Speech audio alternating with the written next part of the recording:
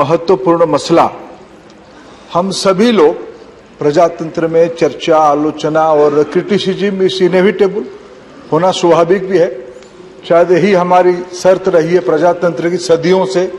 हम तो भारत को मूल पीठ प्रजातंत्र की मानते हैं। आप और हम जिस राज्य से आते हैं, जब सम्राट अशोका कलिंग पे आक्रमण किए थे उस समय हमारे वहां कोई राजा नहीं थे।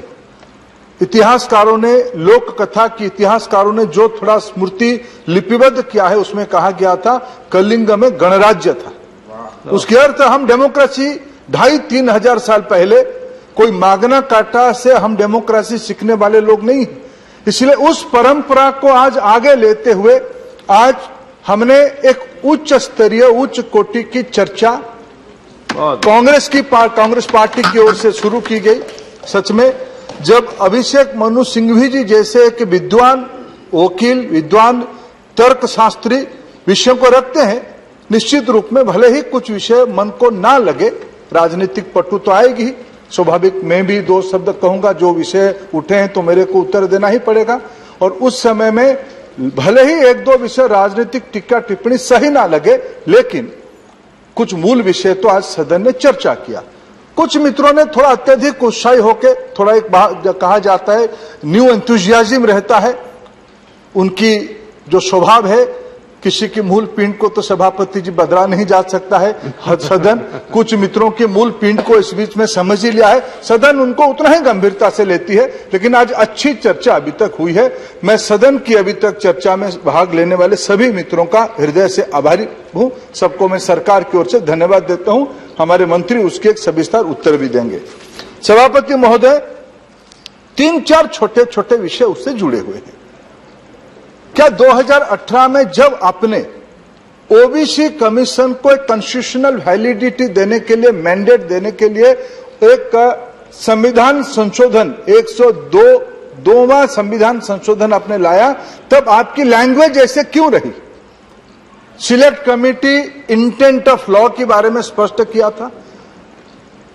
मैं आभारी हूं सिंघवी जी का। सिंघवी जी ने अपने ही प्रश्न किया, अपने ही उत्तर दिए कि उन्होंने कहा कि मंत्री जी ने ये कहा था उस समय में, आज वो माननीय राज्यपाल बन चुके हैं कर्नाटक के थावरचंद जी, उन्होंने कहा था there is 2 list, there will be 2 list. यह सदन में उस समय में कुछ साथियों ने प्रश्न उठाया था भी, सिलेक्ट कमेटी से लेके सदन की चर्चा तक, उसमें कोई एम्बिग्यूटी सरकार की ओर से कभी नहीं था, ना तब था ना आज है।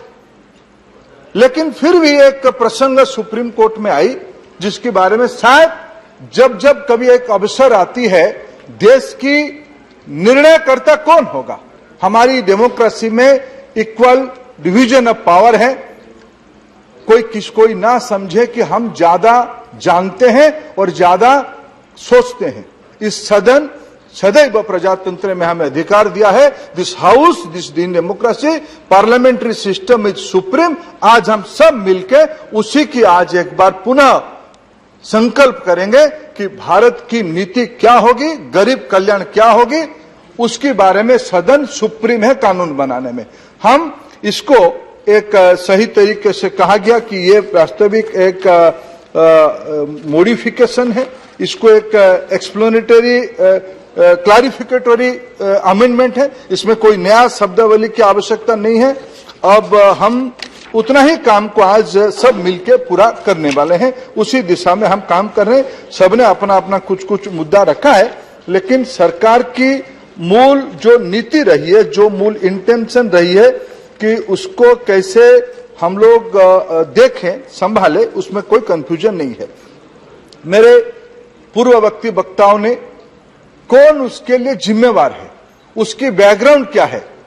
सभापति महोदय, मैं 2004 से 9 लोकसभा की सदस्य था। तब उन दिनों की संजोग देखिए, मैं आज देश की माननीय प्रधानमंत्री जी की विश्वास के कारण शिक्षा विभाग के काम देख रहा हूं। तब इस देश के एक बहुत बड़े नेता स्वर्गीय अर्जुन सिंह जी शिक्षा विभाग के काम देखते थे। तब हम एक युवा सांसद करके लोकसभा में थे। तब आरक्षण वाला 2008-9 में ओबीसी आरक्षण जो 2090 से लागू हुई थी, जो क्रियान्वयन नहीं हुआ केंद्रीय स्तर पे, राज्यों ने लागू किया, एक आधा राज्य, सिंघवी जी ने वही ठीक कहा कि कई राज्यों ने तो 50% के ऊपर उसको ले चुके हैं। कुछ हिस्टोरिकली अभी थंबी दुराई जी और शिवाजी कह रहे थे, हमारी राज्य आप और मेरे राज्य भी उस पुरानी विरासत की उड़ीसा मद्रास प्रेसिडेंसी का कुछ हिस्सा था, इसीलिए उसमें भी उसकी कुछ हमारी परंपरा हमारे राज्य में भी बना है। राज्यों ने तो आरक्षण दिया ही था, लेकिन केंद्रीय आरक्षण, केंद्रीय सूची यद्यपि मंडल कमीशन लागू होने के बाद बना, लेकिन लागू नहीं हुआ था। 2007, 8, 9 उन दिनों में लागू हुआ, लेकिन सभापति महोदय उसको सही मायने में क्रियान्वयन अगर होती, सही मायने में मंडल कमीशन ने जो रिपोर्ट, काका कालेलकर कमीशन, अब ये कहे कई लोग उसको मैं राजनीतिक पट्टू नहीं देना चाहता हूं, सुशील जी ने हमारी ओर से इस विषय को कहा है। कालेलकर कमेटी जी ने कौन बैठाया था, 80 में रिपोर्ट आने के बाद उसको 90 तक इंतजार क्यों करना पड़ा, 2008 को क्यों इंतजार करना पड़ा।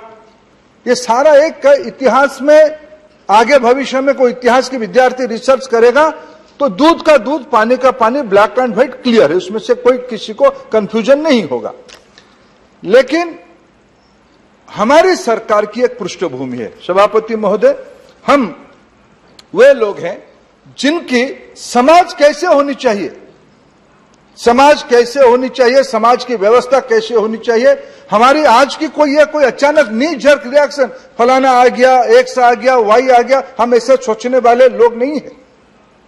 प्रधानमंत्री नरेंद्र मोदी जी आज कुछ निर्णय करते हैं तो उसमें एक सदियों से जो कुछ विचार इस देश में है, सबकी समान अधिकार है, इसलिए हमारी सरकार की नीति रही है सबका साथ, सबका विकास, सबका विश्वास। सबका, जिसकी जो अधिकार है, जिसकी जितना भागीदारी है, जिसकी जितना संख्या है, अमूमन कुछ लीगल इशू हमको मिले हैं, रातों रात हम उसको चेंज नहीं कर सकते हैं। उस विषय को हमको ध्यान में रखते हुए अगर हम कुछ काम आगे बढ़ते हैं तो हमारी इंटेंशन के ऊपर किसी को शक नहीं होनी चाहिए। मैं 2-3 उदाहरण देना चाहूंगा। मैं जब शिक्षा विभाग, मैं बहुत पुरानी बात को नहीं जाऊंगा, लीगल इशू तो है ही, उसको ठीक कैसे करें, आगे कैसे बढ़े। सुप्रीम कोर्ट ने एक अनावश्यक हमारी अथॉरिटी पे इंक्रोच किया था, आज सब हम मिलके, उस समय में आप भी थे सदन में, बहन हमारी डॉक्टर पाटिल जो हमारी महाराष्ट्र की सदस्य है, थोड़ा कटु, स्वाभाविक है, हम राजनीतिक प्रतिद्वंदी है, हमारी इंटेंशन पे उनको चैलेंज, उनको संदेह आया। इंटेंशन पे कोई संदेह करने की आवश्यकता नहीं है, हम क्लियर है। जब मैं शिक्षा विभाग संभाल रहा था डीएमके की, Shivaji, some friends from DMK came to see me, they raised an important question in front of me. Why in higher education institutions, Shivaji, I am addressing you through President, I am addressing you. It's an issue of your party. Some senior member of your party from Lok Sabha came to see me and they raised a pertinent question. Why in IITs, in central universities, why there is no reservation for SC, ST and OBCs? It was a news for me. I was not handling this department since long, but somehow I missed that. It's a news for me. When I get into the topic, मैंने जब उसको inquiry किया, जब उसकी जानकारी ली, it's a surprise for me. Till 1819, the provision was there will be a reservation, but at entry level, at one level, the assistant professor post, and the desired candidate will not be available the next year, the quota will be lapsed. 2018-19, who rectified that? Honorable Prime Minister Narendra Modi took a bold step and rectified that. There will be no lapse of quota. आगे चल के कोई Kota lapse नहीं करेगा। OBC की तो reservation के विषय ही नहीं था, हमने शुरू किया।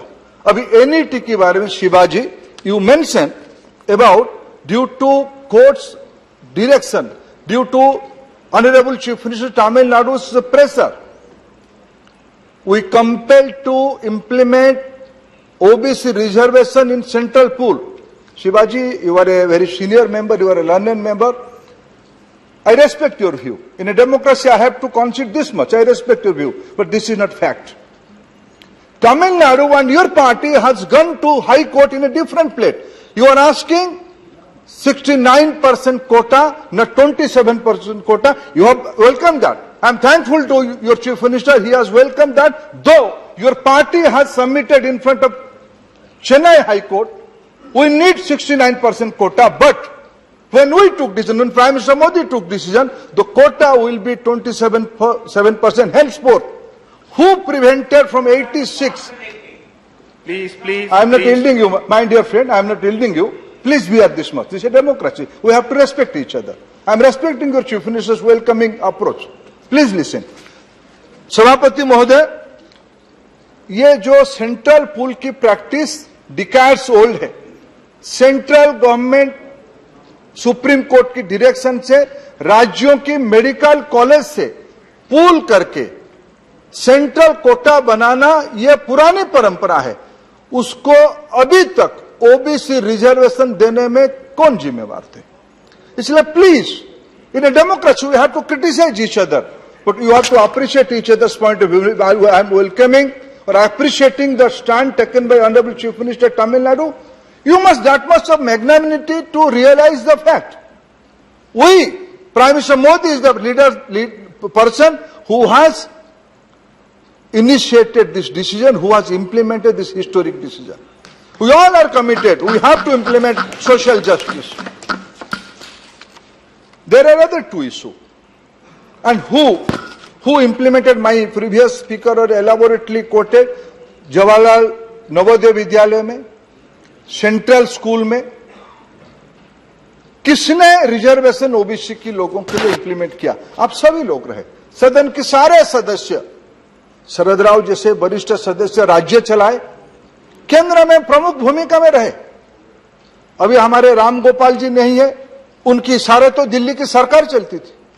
मैं आभारी हूं, मेरे भाषण को आदरणीय देवेगौड़ा साहब सुन रहे हैं, देश की प्रधानमंत्री रहे। किसने मना किया था आपको सेंट्रल स्कूल में ओबीसी विद्यार्थियों को रिजर्वेशन देने के लिए? संजय भाई, आपको मना तो कोई नहीं किया था, आप तो बड़े ताकतवर व्यक्ति हो। किसने क्यों नहीं मना किया? हमने इंप्लीमेंट किया। हम उसको कोई ढिंडोरा नहीं पीटते, ये सत्य है, ये फैक्ट है। उसको हमको सबको आज मिलकर स्वीकार करना पड़ेगा। मैं एक विषय उल्लेख करना चाहता हूं। संजोग से मैंने प्रधानमंत्री की विश्वास से पिछले दिनों से पेट्रोलियम विभाग संभाल रहा था। आज राम गोपाल जी भी नहीं है। राम गोपाल जी की तो एक विचित्र प्रकार की राजनीति है, डर पैदा करो राज करो, डर पैदा करो राज करो। और काहे का कौन सी यादवों को, कौन सी गुज्जरों को, कौन सी कुर्मियों को मैं कुर्मी हूं? कौन सी लोगों को हमने रिजर्वेशन तोड़ देना? हम तो देने वाले लोग हैं, हम तो जोड़ने वाले लोग हैं। आप जो गलती किया था उसको हम जोड़ने वाले लोग हैं। आपने क्या किया था? और आप और एक सेक्टर के साथ जुड़े हो। राम गोपाल जी प्रोफेसर साहब, कैसे जुड़े हो मैं नहीं कहूंगा, लेकिन आप जुड़े हुए हो। मैं पेट्रोलियम विभाग की कामकाज संभाल रहा था। अभी तक इस सदन को मालूम होगा, जो पेट्रोल पंप और एलपीजी डिस्ट्रीब्यूटर से मिलती थी या पेट्रोल पंप मिलती थी, उसमें से संवैधानिक अधिकार के नाते एससी एसटी रिजर्वेशन था। ऐसे ही अधिकार ओबीसी रिजर्वेशन के लिए भी था। आपको किसी ने मना किया था? आप तो 10 साल, 4 से 14 आपकी शासन था, किसी ने उसको लगाने के लिए कोई आपको आपत्ति किया था? राजमणि पटेल साहब, आप तो सामाजिक न्याय के बहुत बड़े प्रवक्ता हो, और आपकी नेता लोग तो मध्य प्रदेश से आके यहां से दिल्ली की बड़े बड़े नेताओं की रिमोट चलाते थे। आप क्यों नहीं रिमोट दबा दिए? क्यों पिछड़े लोग? मैं राजमणि जी आपका सुन रहा था, मैं कुछ नहीं, अरे भाई हम एक ही राज्य से आते हैं, थोड़ा तो प्रजातंत्र में टीका टिप्पणी को सुन लो। सभापति महोदय, हमने 14 से मोदी जी की निर्णय से हमने 11,262 एलपीजी डिस्ट्रीब्यूटरशिप दिए। उसमें से एससी एसटी का तो जो अधिकार है मैंने दिया, वो हमने उसको दिया ही। 2852 ओबीसी नौजवानों को रोजगारी के लिए हमने एलपीजी डिस्ट्रीब्यूटरशिप दिया। ऐसे ही पेट्रोल पंप तो एक बड़ा मैं धन्यवाद हूं। राम प्रोफेसर साहब आगे मेरे को निश्चित रूप में आशीर्वाद करेंगे इस तथ्य को सुनकर। वो जानते हैं, वो बताएंगे नहीं सदन में, लेकिन वो मेरे को आशीर्वाद करते रहे और भी करेंगे। हमने ओबीसी कैटेगरी में कुल मिलाकर पिछले 7 साल में हमने 28,558 पेट्रोल पंप दिए। उसमें 7,888 पेट्रोल पंप हमने ओबीसी नौजवानों को दिया, किसी ने कहा नहीं था। यही हमारी हम किसी ने कहा कि तो कहने वाले लोग हैं, पर ये कहने वाले लोग नहीं है। नरेंद्र मोदी जो कहते हैं वो करते हैं, ऐसा ही मेरा नेता है। ये इसलिए कोई इंटेंशन की जो विषय है मैं उसको एलाबोरेट नहीं करूंगा। इंटेंशन के बारे में कोई संदेह की आवश्यकता नहीं है। ठीक है, राजनीतिक टीका टिप्पणी आप करना है, नहीं तो फिर आप छपोगे कैसे, आपकी नाम चर्चा में कैसे होगा। आप जिनके मन में प्रोफेसर साहब डर पैदा कराना चाहते हो, और फिर चुनाव भी आ रहा है यूपी में, उतना तो वाजिब है, मैं आपको सम्मान करता हूं। बाकी दो विषय आपने उठाया, सबने उठाया कि 50% की कैपिंग क्या है, क्यों। सिंघवी साहब को मैं कोट करता हूं। सिंघवी साहब ने कहा कि भाई ये तो खाली डिब्बा है, आप यहां अगर राज्यों को अधिकार हम दे भी दे, लिए तो कभी नहीं थे, देने का कहां प्रश्न आता है, लिए कभी नहीं थे।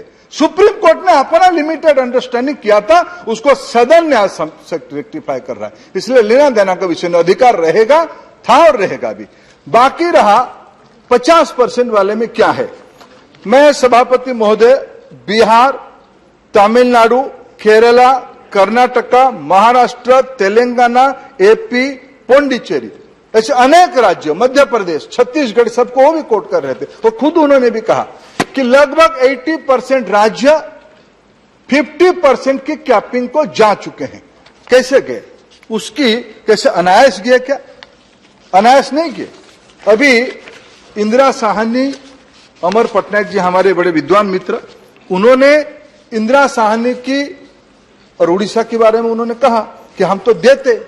और सभापति जी, एक तो मैं तो कभी कभी हैरान रहता हूं, सियासत होनी चाहिए लेकिन तथ्य के आधार पर होनी चाहिए। कुछ राज्यों ने 70-80% तक चले गए। अभी मेरे बड़े भाई आदरणीय प्रसन्न आचार्य जी 90 दशक में जब मंडल कमीशन लागू होता था, वो राज्य के बड़े प्रभावशाली मंत्री थे, कैबिनेट में थे। बिजू बाबू, हमारे स्वर्गीय बिजू बाबू मुख्यमंत्री थे। शायद एक ही राज्य होगा, हम सब विद्यार्थी थे, एक ही राज्य होगा जो सुप्रीम कोर्ट आया था मंडल कमीशन लागू ना किया जाए, और प्रसन्न भाई उस कैबिनेट के सदस्य थे। और उनकी पार्टी के अभी नए नए सदस्य राजनीति में नहीं थे, अधिकारी थे, बड़े ओहदे में थे, जानकार व्यक्ति अमर बाबू, वो कह रहे थे कि हम तो देने के लिए तैयार है, आप हमारी हाथ बांधे हो, 50% के ऊपर कैसे जाएं, और लिस्ट कहां है। शरद राव यहां बैठे हैं, लिस्ट उन्हीं के समय में बनने की तय हुई थी। सोशियो इकोनॉमिक कास्ट सर्वे सेंसस बनी थी, लेकिन 4 से 14 के अंदर नहीं बनी, 11 में एक आई, उन्होंने उसको इंप्लीमेंट, जयराम जी ग्रामीण विकास के मंत्री भी रहे, उसको हमने लागू किया। जैसे जैसे भी बना, मैं तो बड़े अभिमान के साथ कहता हूं, प्रधानमंत्री आवास योजना में करोड़ों की घर हम उस लिस्ट में सीमा थी, उस लिस्ट में जाति वाला विषय में कई प्रकार की विसंगतियां थी, लेकिन हमने यूज किया उसको। हम ऐसे लोग नहीं है कि आपने अच्छा नहीं किया तो उसको हम लागू नहीं करेंगे। मैंने पेट्रोलियम विभाग के काम संभाला, कल माननीय प्रधानमंत्री जी, पुरी जी, कल को मैं बधाई देता हूं, सदन की ओर से पुरी जी को बधाई देता हूं, कल उन्होंने 1 करोड़ नया एलपीजी कनेक्शन देने की फैसला किया। उसकी पहले हमने 8 करोड़ दिया, एससीसी लिस्ट के आधार पर दिया, एससीसी लिस्ट के आधार पर दिया। इसलिए देश में कास्ट सेंसस ये ऐसे इवोल्यूशनरी प्रोसेस है, कास्ट सेंसस नहीं होने से नहीं होगा ऐसा नहीं है। अनेक राज्यों ने उसको आधार माना है। अभी शिवाजी और थम्बी दुराई जी ने जस्टिस पार्टी की इतिहास बताते हुए मद्रास प्रोविंस की प्रेसिडेंसी की रिजर्वेशन सिस्टम को कोट कर रहे थे। सभापति महोदय, मैं पिछड़े जाति का व्यक्ति हूं, मैं आज क्रीमिलियर हूं। हमारे बंदा राव कह रहे थे कि कहां क्रीमिलियर, मैं क्रीमिलियर हूं। मैं आज ओबीसी कहूं खुद को। मेरे पिताजी डॉक्टर है, लेकिन मेरे पिताजी से मैं सुना था बचपन में, उन्होंने बीसी स्कॉलरशिप से, जो मंडल कमीशन में रिकमेंडेशन बाद में हुई, उसके पहले वो पढ़े, जो कलेलकर कमीशन में संविधान सभा में चर्चा हुई थी, उसी मद्रास प्रेसिडेंसी की परंपरा से उड़ीसा में बीसी स्कॉलरशिप से मेरे पिताजी डॉक्टरी पढ़े, वो बीसी स्कॉलरशिप मिला, डॉक्टरी पढ़े, तो मैं सभापति जी आपकी अनुमति में 2 शब्द आज कह पा रहा हूं। मोदी जी के आशीर्वाद से मैं मंत्रिमंडल में हूं। लेकिन शुरुआत कहां हुई? ऐसे ही सारा विषय कालेलकर कमीशन में कहा गया था, ऐसे ही सारा विषय मंडल कमीशन में कहा गया था। इसीलिए सभापति जी ये गैर जिम्मेवाराना होगा ये कहना, सभापति मैं समाप्त करता हूं, कि हमारे वहां लिस्ट नहीं है। उड़ीसा में आज भी लिस्ट है। आपको कौन मना किया था सुप्रीम कोर्ट आने में? 2014 में आपको एक दिखाना था 52% लोग उड़ीसा में पिछड़े जाति के हैं। आपकी मन में क्या है भगवान को, प्रभु महाप्रभु जगन्नाथ को मालूम होगा। आप सांकेतिक रूप में चले गए हाईकोर्ट में, कुछ लोगों को भेज दिए। तो आप ही के मंत्रिमंडल के कुछ सदस्य कहते हैं, राजा स्वाइन जैसे लोग कहते हैं कि भाई लोग निर्णय किए 27% रिजर्वेशन देने के लिए उड़ीसा में, फिर पीछे से किसी को भेज दिया हाईकोर्ट में, हाईकोर्ट ने स्ट्रक डाउन कर दिया। किसी ने मना किया था आपको सुप्रीम कोर्ट आने के लिए? भारत, अच्छा ठीक है, मैं अगर गलत हूं तो मेरे तथ्य को निकाल देंगे सभापति जी। अगर मेरे सभापति जी मेरे तथ्य गलत होगा तो एक्सपंज किया जा सकता, गलत होगा तो। लेकिन सभापति जी अभी सुशील जी उसकी ब्यौरा दे रहे थे, हमारे खिलाफ सुप्रीम कोर्ट ने स्ट्राइक डाउन किया, हमने स्पेशल लीव पिटीशन फिर डाला 8 दिन के अंदर।